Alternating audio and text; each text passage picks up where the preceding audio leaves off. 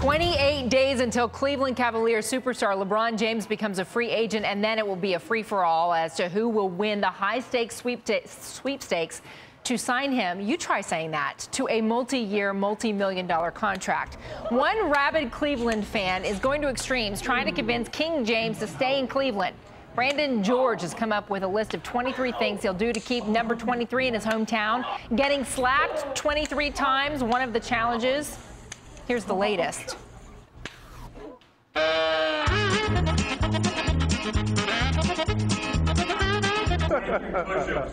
It's the T-shirt quadrathlon that George donned 23 T-shirts to do, then did 23 push-ups wearing 23 T-shirts, then had to take a punch in the stomach.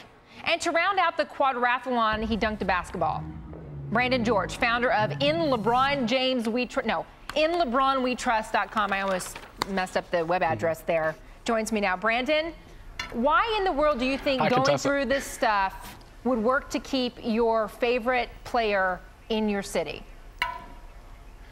Well, honestly, I think it's just about the love that Cleveland fans have for the sports teams that are home in Cleveland. And I think the way that LeBron and the Cavs went out of the playoffs this year was a little unexpected for most Cleveland fans. And I've heard that a lot of fans are a little upset and have kind of turned their back on LeBron. And honestly, I don't think anything greater has happened to the city of Cleveland than LeBron in the past 7 years. But Brandon, don't you think that if you're trying to convince him to stay in Cleveland, this is going to be about the money, and you would be better off trying to get sponsorship or raising money to keep him in Cleveland than enduring 23 slaps by what looked to me like very strong women?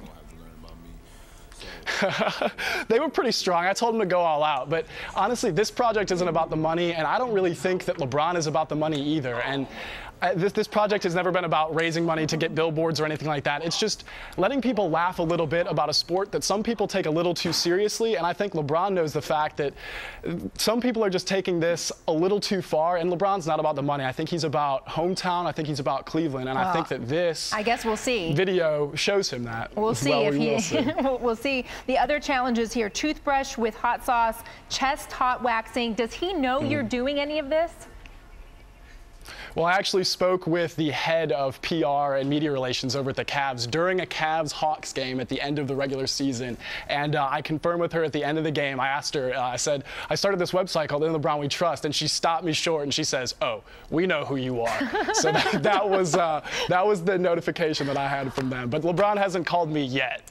Brandon George, I question your logic. I do not question your devotion. Thank you so much for joining me today. Appreciate that.